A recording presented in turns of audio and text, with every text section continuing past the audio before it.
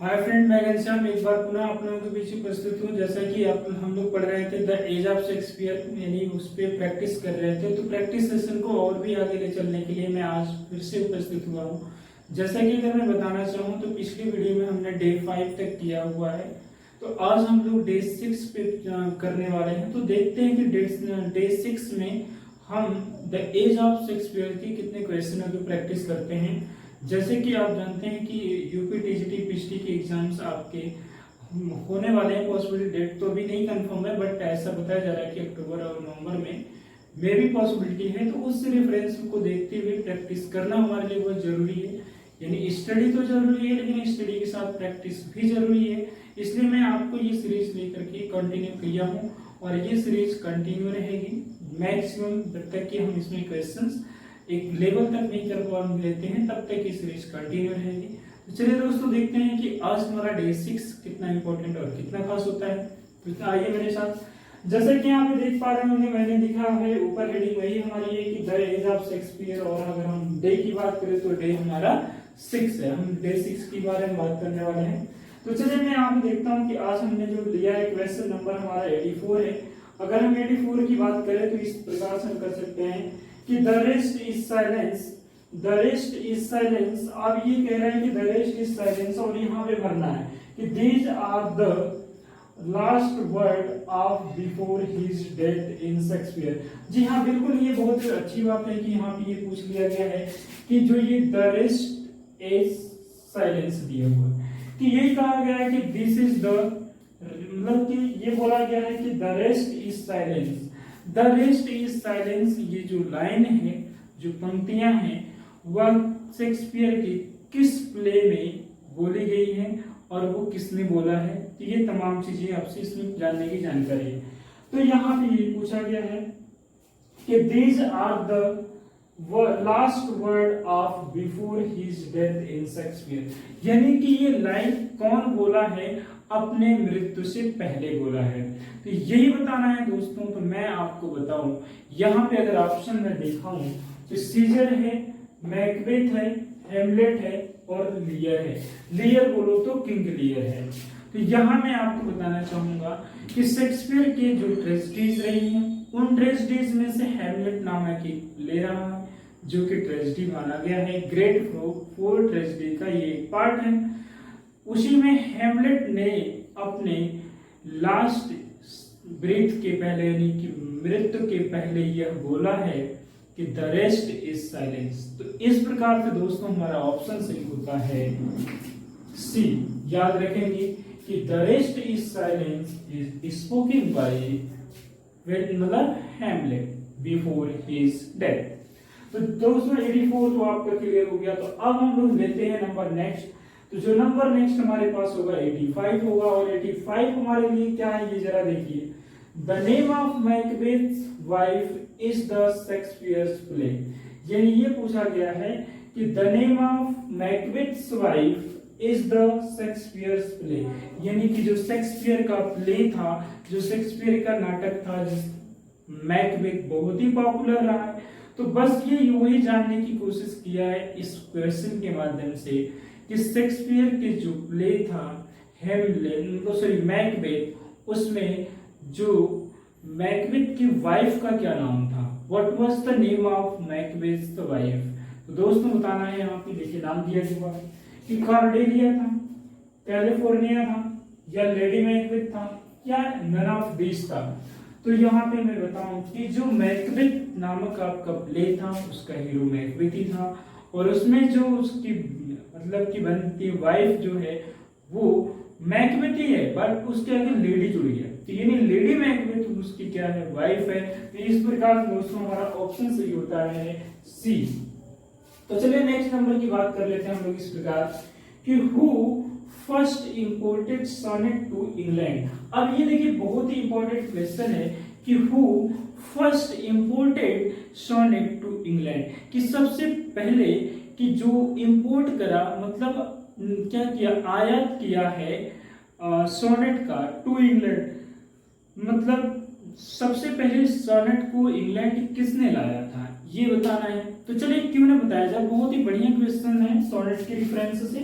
तो तो यहाँ पे देखिए ऑप्शन अगर हमारे पास आएंगे तो 4 है।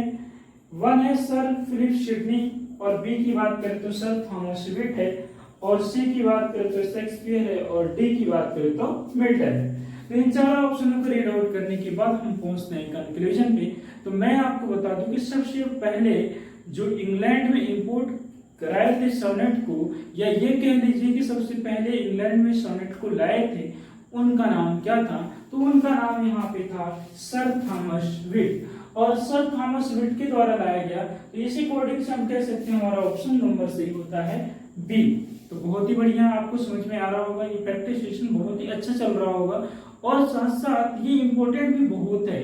मे भी न जाने कौन सा क्वेश्चन आपका सिलेक्शन करा सकता है। तो कीप ऑन, मतलब कि कंटिन्यू रखें अपने इस सेशन को। देखिए नेक्स्ट अगर हम बात करें 87 में ये है कि which one of following theatres companies was owned by Shakespeare where his masterpieces were performed. यानी ये पूछा गया कि शेक्सपियर की वो मास्टर पीसेस वो कहाँ पे प्ले की गई थी, यानी कहाँ पे परफॉर्म की गई थी। तो उस थिएटर का नाम बताना है जहां पर शेक्सपियर की जो मास्टरपीसेस थी वो परफॉर्म की गई थी। तो दोस्तों देखते हैं यहाँ पे कुछ थिएटर्स के नाम होंगे। तो नंबर 1 हमारा ओडेन है, बी है ग्लोब है, सी है रोच है, और डी है कर्टन। तो मैं आपको बताना चाहूंगा यहाँ पे, देखिए किस थिएटर ऑफ कंपनीज की बात हो रही है। Was owned by Shakespeare where his masterpiece was performed. अगर शेक्सपियर के मास्टरपीस के परफॉर्मेंस की बात की जाए कि where the masterpiece of the Shakespeare was perform, तो ये है, आपको मैं बता दूं कि एक ग्लोबल नामक थिएटर उस समय में था जहां पर इन्होंने अपने मास्टरपीसेस को परफॉर्म किया। तो देखिए यहाँ पे जो परफॉर्म किए थे तो ये हो जाएगा ग्लोबल, इसलिए यहाँ ग्लोब है, ग्लोबल नहीं कहेंगे, ग्लोब है, तो इसलिए ऑप्शन नंबर आपका होगा बी से। तो चलिए नेक्स्ट नंबर की अब बात करते हैं। हमारे पास नेक्स्ट नंबर क्वेश्चन है जो इस प्रकार है 88। बहुत अच्छा है, 88 पे देखना है। तो 88 पे देखना है क्या होता है कि O God how very still flat and unprofitable which, ये लाइंस हो गई है, मान लीजिए इतना है ये लाइंस, हाँ। Which of Shakespeare's, इसके पार्ट इधर है, Which of Shakespeare's tragedy hero utters these words? यानी ये पूछा गया है, देखिए कि O God how very still flat and unprofitable. तो ये जानने की कोशिश की गई है। तो ये वाली लाइंस ये पूछा जा रहा है कि हाउ वेरी, यानी O God how very still flat and unprofitable की लाइंस को किसने बोला है, ये बताना है आपको। तो यहाँ देखिए which of Shakespeare's tragic hero utters this word, ये बताना है कि क्या इन्होंने हैमलेट ने बोला, क्या मैकबेथ, क्या ओथेलो, क्या किंग लियर। इन चारों में से इस बात को बोला कौन है, ये आपको बताना है। इन चारों में से इस बात को बोला कौन है, ये आपको बताना है। तो क्यों नहीं बताते, देखिए यहाँ पे मैं बता दूं कि O God how very still वाली लाइन को बोलने वाले थे हैमलेट। इस प्रकार से दोस्तों आपका ऑप्शन सही हो जाएगा, हैमलेट सही होगा। तो चलिए नेक्स्ट लेते हैं, इसी के साथ और भी आगे बढ़ जाते हैं, और एकदम छोड़ेंगे नहीं, बिल्कुल जोड़ के रखेंगे, प्रैक्टिस सेशन को कंटिन्यू रखेंगे। तो देखिए 89 की अगर बात करें तो chronicle place were very popular in, ये पूछा गया है कि chronicle place were very popular in, यानी कि जो क्रोनिकल प्लेस थे, इनके जो ऐतिहासिक नाटक थे वो किस सेशन में ज्यादा चले हैं, तो ये बताना है। तो चलिए देखते हैं, क्या ये 19th सेंचुरी में थे, क्या ये 18th सेंचुरी में थे, या ये 17th सेंचुरी में थे, या ये 16th सेंचुरी में थे। तो दोस्तों ये पता होना चाहिए कि जो शेक्सपियर का क्रोनिकल्स प्ले था, या हम किसी भी क्रोनिकल्स प्ले की बात करें तो वो चला था आपका 16th सेंचुरी अकॉर्डिंग इसके देखा जाए तो ऑप्शन नंबर सही होता है आपका डी। याद रखेंगे कि chronicle plays were written maximum in 16th century. तो देखिए अब नेक्स्ट लेते हैं 90 नंबर की अगर हम बात करें तो which of the following is not authored by William Shakespeare, यानी ये बहुत इंपॉर्टेंट बात है। मैंने एक दिन बोला भी था कि इनमें कौन नहीं है शेक्सपियर का। इस बात को जानने के लिए उस रचना को ना जाने कि कौन नहीं है, ये जान लीजिए कि 37 इनके प्ले हैं। वन टाइम आप इनको क्लेम कर लें तो ये हमेशा क्लेम में आ जाएगा, भाई ये शेक्सपियर का है और ये शेक्सपियर का नहीं है। तो ऐसा हो सकता है, नेवर विल बी डाउट। लेकिन अगर आप ये कोशिश करेंगे कि अदर वाली क्रिएशन किसकी, तो अदर वाली कभी भी किसी की भी दी जा सकती है। और कितने याद रखेंगे, सिंपल फॉर्मेट यही है कि टोटल के टोटल शेक्सपियर के ड्रामास याद रखें और उसमें से आपको ये कंफर्मेशन मिल जाएगा कि ये शेक्सपियर है और ये नहीं है। तो आइए देखते हैं।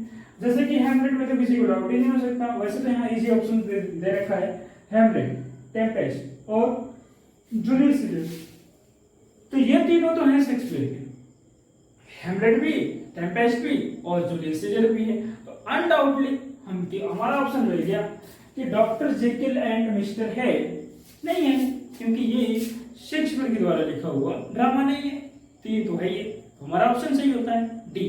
तो चलिए दोस्तों नेक्स्ट नंबर की बात करते हैं और भी बढ़िया से कि William Shakespeare has the sobriquet as. William Shakespeare has the sobriquet as. तो अगर इसकी बात करें हम तो क्यों ना करें इस प्रकार कि man of letters, bard of Avon, saint of the gutters, father of Greek tragedy.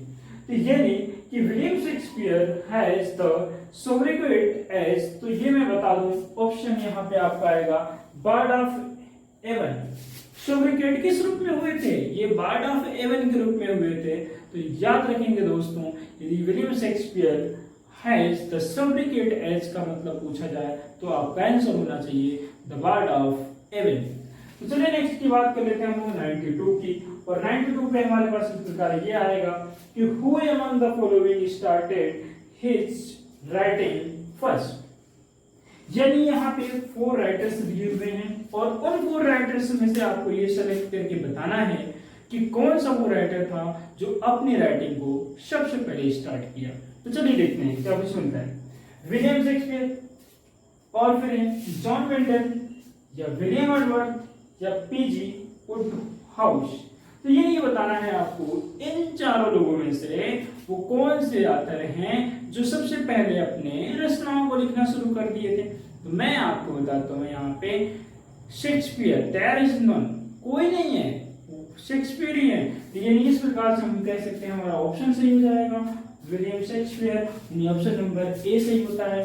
तो जी दोस्तों यही हम लोग कर चुके हैं 92 तक। तो आप कहीं ना जाए वीडियो में बने रहें, क्योंकि जस्ट आपको 93 से मिलने वाली वीडियो मतलब क्वेश्चंस मिलेंगे। तो बने रहें वीडियो में।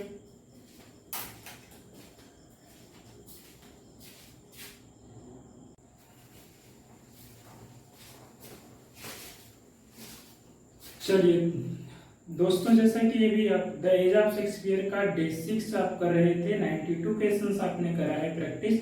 तो 93 से अब हम स्टार्ट करने वाले हैं। तो चलिए अपने अटेंशन को बनाए रहें और वीडियो में बने रहेंगे विदाउट स्किप किए हुए, because it is very important questions for you according to the PGT and TGT. तो देखिए आपके सामने आज का जो पहला क्वेश्चन है 93 वाले क्वेश्चन को अगर हम देखें तो Hamlet's questions to be or not to be क्या मीनिंग देता है, यही बताना है आपको कि जो हेमलेट नामक प्ले आया था उसमें हेमलेट ने जो हीरो वहां का माना गया है तो उसने क्या बोला है कि to be or not to be.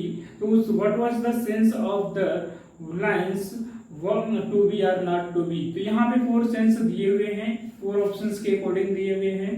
तो देखिए क्या है। सो ऑप्शंस अगर बात करें तो to kill Claudius or not to kill him, या बी अगर ऑप्शन की बात करें हम तो to kill Gertrude or not to kill her, या सी की बात करें तो to marry Ophelia or not to marry her, या हम डी की बात करें तो to live or to die. तो दोस्तों 4 ऑप्शंस आपके सामने हैं, बहुत ही बढ़िया तरीके से दिए हुए हैं। तो जस्ट आपको यही बताना है what was the meaning of this lines to be or not to be. तो चलिए मुझे उम्मीद है कि आप लोग बहुत बढ़िया समझ रहे होंगे। तो सो I had given you 4 seconds for the selection of this। तो देखते हैं क्या करेक्ट कर पाते हैं या नहीं कर पाते हैं। उम्मीद तो पूरी है कि करेक्ट करेंगे आप। तो चलिए, मुझे उम्मीद है कि 4 सेकंड आपको मिल गया होगा, आपको कंप्लीट हो गया है, तो आपने ऑप्शन तो ट्रिक कर लिया होगा। तो चलिए देखते हैं दोस्तों, मैं ये बताऊं कि ये जो लाइनें दी गई थी टू बी और आर नॉट टू बी का जो सेंस लिया गया था, वो सेंस था हमारा, यानी सीधी सीधी इसका यही मतलब आया था, टू बी और नॉट टू बी का जो मतलब था, ये मतलब ये था कि करो या मरो, करो सॉरी जियो या मरो। तो यानी कि ये ऑप्शन आपका सही होगा, टू लिव और टू डाई। मतलब क्या ऑप्शन नंबर डी है, टू बी और नॉट टू बी का जो मतलब आया है वो मतलब आपके सामने है टू लिव और टू डाई। तो दोस्तों ये ऑप्शन आपका सही होता है डी। तो चलिए नेक्स्ट नंबर की बात कर लेते हैं हम, 94। Shakespeare sonnet are in the following form. जी बहुत ही बढ़िया चीज पूछ ली गई है यहाँ पे, बहुत ही इंपॉर्टेंट भी है। हालांकि इजी कह सकते हैं, बट इजी तो हर एक चीज वही होता है जो हमारे जानकारी में हो, बट ये इंपॉर्टेंट क्वेश्चन है, इट कैन बी सेड, ये कहा जा सकता है।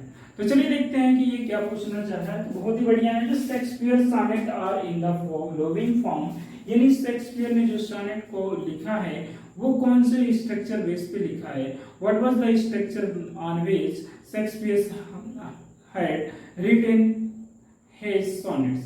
तो बताइए, यहाँ देखिए पहला ऑप्शन है हमारा कि 3 क्वाड्रेंट्स उन्होंने लिया था एंड 1 कॉपलेट लिया था, यानी सोनेट में 14 लाइन तो होता ही है। तो जैसे कि आप जानते हैं कि सोनेट में मैं कुछ इसका डिस्क्रिप्शन से दे देता हूँ कि सोनेट 40 लाइंस की एक छोटी सी पोएम मानी जाती है, या इसे हम लिटिल सॉन्ग भी कहते हैं। तो 14 लाइंस को डिवाइड करने के पहले जो मेथड आए थे, जो पेट्रार्कन के समय में रहे हैं, वो ये रहे कि ऑक्टेव और सिस्टेट में डिवाइड करा गया। तो ऑक्टेव में होता था कि 8 लाइंस को ऑक्टेव बोला जाता था, जैसा कि बताया गया ये भी है कि ऑक्टेव में 2 जो क्वाड्रेंट्स हो जाते हैं, क्वाड्रेंट बोला जाता है 4 लाइन स्टेंजा, मतलब लाइंस को। तो 4 लाइन का जो स्टेंजा होता है दैट इज क्वाड्रेंट। तो ऑब्वियसली कि जब 8 लाइन को हम ऑक्टेव कह सकते हैं तो उसमें 2 क्वाड्रेंट्स बन जाएंगे। सिस्टेट की बात आती थी तो उसमें भी डिवाइड करा गया 3 लाइन, और 3 लाइन जो होता था उसको टर्सेट बोला जाता था।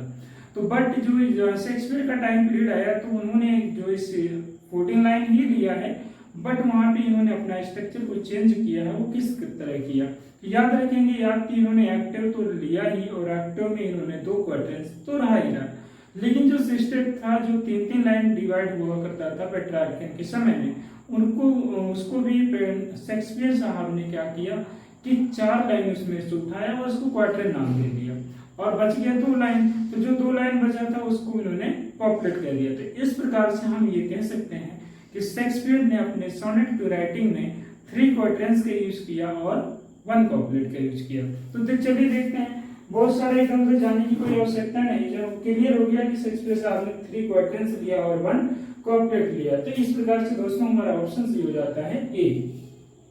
तो मुझे उम्मीद है कि सोनेट की अकॉर्डिंग मैंने कुछ आपको इंपॉर्टेंट इंफॉर्मेशन दी है, तो ये इंफॉर्मेशन बहुत ही काम आएगी आपको। तो चलिए देखते हैं, आपका ऑप्शन यहाँ सही हो गया है फर्स्ट, यानी ऑप्शन नंबर ए। तो चलिए 95 की बात कर लेते हैं बिना देर किए हुए। तो Shakespearean tragedy is written by, तो देखिए एक बात ये भी है कि शेक्सपियरियन ट्रेजेडी नामक जो एक रचना है, यानी कि जो लिखा गया कि शेक्सपियरियन ट्रेजेडी तो ठीक, लेकिन शेक्सपियरियन ट्रेजेडी के बारे में जो लिखने का काम किए वो कौन ऑथर थे, who was the author who wrote Shakespearean tragedy. तो ये बताने का काम करेंगे हम और आप मिलके। देखिए जैसे कि बात करें, एडवर्ड डाविडन है और एसी ब्रैडले है, डोवर विल्सन और विल्सन नाइट है। तो there are 4 options given before you. तो चलिए सेलेक्ट करके बताइए which is the correct one, कौन सा सही है कौन नहीं, और क्यों सही है क्यों नहीं। तो चलिए इन सारे सवालों के जवाब आपको अभी मिल जाएंगे। तो यहाँ पे मैं बताता हूँ 4 ऑप्शन में, ये याद रखेंगे आप बहुत ही बढ़िया तरीके से कि जो शेक्सपियरियन ट्रेजेडी थी इज रिटन बाय, सीधी सी बात है, एसी ब्रैडली साहब ने लिखा था। तो ऑप्शन नंबर हमारा सही होता है बी। तो बहुत अच्छा, उम्मीद है कि आप याद रखेंगे। थोड़ा राइटिंग का है, लेकिन जो इंफॉर्मेशन वो इधर उधर नहीं हो सकता, राइटिंग का थोड़ा है लेकिन इंफॉर्मेशन आपकी इधर उधर नहीं होगी, that will be correct on accuracy. चलिए नेक्स्ट की बात करें हम, 96 Shylock is a character in Shakespeare, यानी ये भी बहुत ही महत्वपूर्ण है, और वर्ड अगर कह सकते हैं इजी है क्योंकि छोटे से प्ले से लिया गया है, that is the play name merchant of Venice. शायद ऐसे ही कुछ पूछा कि हाँ ये तो पूछा है कि शायलैक इज ए कैरेक्टर, शायलैक क्या है, एक कैरेक्टर है और शेक्सपियर के किस प्ले में आया हुआ है। तो देखिए मैंने ऑप्शन तो पहले ही बोल दिया, दिस इज माय मिस्टेक, क्योंकि आपको थिंक करने का टाइम तो देना ही चाहिए, तो कोई बात नहीं। तो चलिए ये ऑब्वियसली है कि ये वेल नोन क्वेश्चन है कि शायलैक इज ए कैरेक्टर किस में आया है, कौन से प्ले में आया है। तो बताने का काम करेंगे, सीधे सीधे मैं बता दूं कि ये मर्चेंट ऑफ वेनिस में आया है और एक कह सकते हैं कि इसने विलेन का रोल निभाया था, ठीक है। तो चलिए इस प्रकार से आपका ऑप्शन सही हो जाता है बी। तो चलिए दोस्तों बिना देर किए हुए हम लोग आगे बढ़ जाते हैं। 96 तो कर लिए हैं, तो 97 की बात करते हैं। तो 97 हमारे पास इस प्रकार आता है, देखिए कहता क्या है कि trace in the following list the play which does not belong to category to which the rest to each. यानी ये बताना यहाँ पे आपको बहुत जरूरी है कि ये कहना चाह रहा है कि trace in the following list the play which does not belong to the category to which the rest to. यानी ये कहना चाहता है कि कौन सा वो प्ले है जो सबसे अलग जाएगा।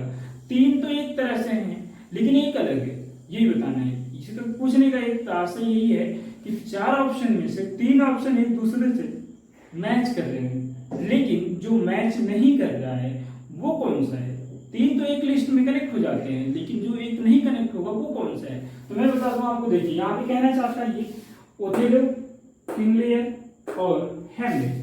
ये these are three options are called tragedy, while Tempest is not। Tempest tragic comedy है, what is वो tragic comedy।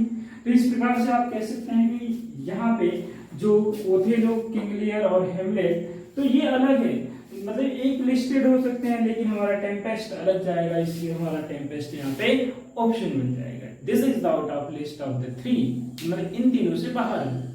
तो चलिए दोस्तों इस प्रकार से बहुत बढ़िया आपने सीख लिया है। तो नेक्स्ट लेते हैं नंबर 98 की बात करते हैं।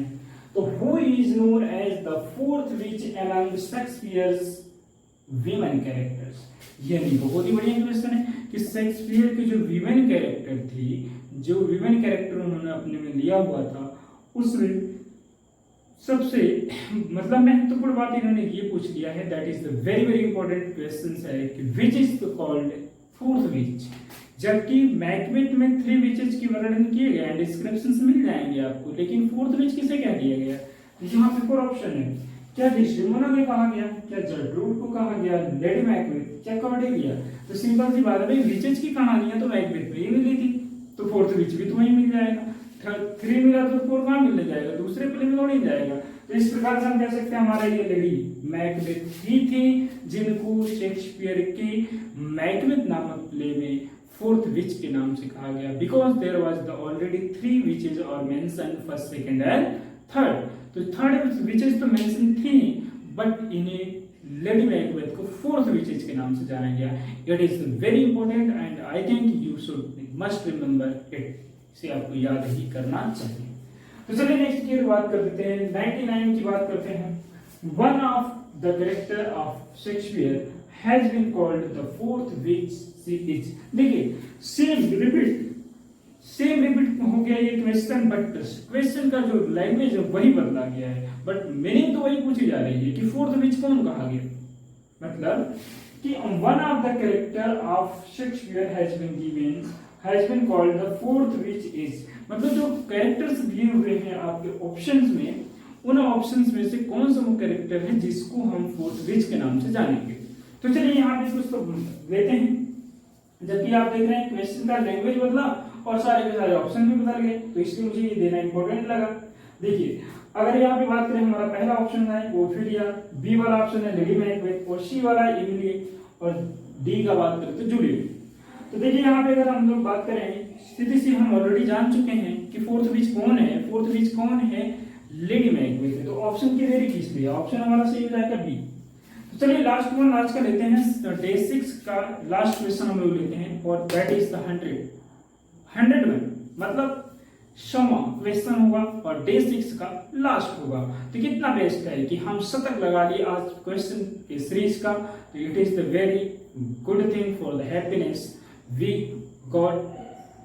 we have got the century in the practice session या कह सकते हैं दिस सीरीज के हम लोगों ने 100 क्वेश्चन की प्रैक्टिस की है। तो it will be also carry on in the coming days. Day 7 भी बनेगा आपके लिए, लेकिन आज का लास्ट है, इंपॉर्टेंट है और 100 क्वेश्चन है। यानी डे 6 का लास्ट देखते हैं क्या है। तो who has spoken the following words in Shakespeare's Macbeth. वाह, कितना बढ़िया पूछा गया कि who has spoken the following word in Shakespeare's Macbeth. यानी यही पूछा जा रहा है कि शेक्सपियर का जो मैकबेथ प्ले था उसमें ये लाइनें बोलने वाले कोड, चलिए बताने का काम करते हैं हम लोग। The sleeping and the dead are but as pictures, it is the eye of childhood that fears a painted devils. ये बताना है कि जो ये लाइनें दी गई थी कि the sleep and the dead are but as pictures, it is the eye of childhood that fears painted devils. तो ये लाइनें किसने कहा दिया था, कौन सी विच ने कहा था। There were 4 witches, first second third fourth. तो 4 witches was introduced in Macbeth play. तो just friend we have to select which witches said these lines। तो आपके लिए 4 सेकेंड है to select one witch or 4 witches who has said this line। Okay, 4 seconds आपके सामने है। तो चलिए बिना देखते हुए मैं खुद बता देता हूँ कि ये लाइनें कहने वाले कौन विचेज हैं। तो ये लाइन कहने वाली है ना फर्स्ट है, ना थर्ड है, ना फोर्थ है, ये सेकेंड विच है उसने कहा है।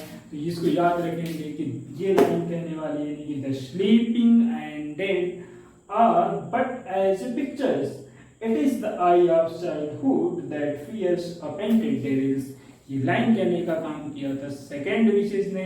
दोस्तों आज से इसी क्वेश्चन के साथ यानी हम लोग जो सीरीज का 100 क्वेश्चन हमने कर लिया है, डे 6 में कंप्लीट किया है।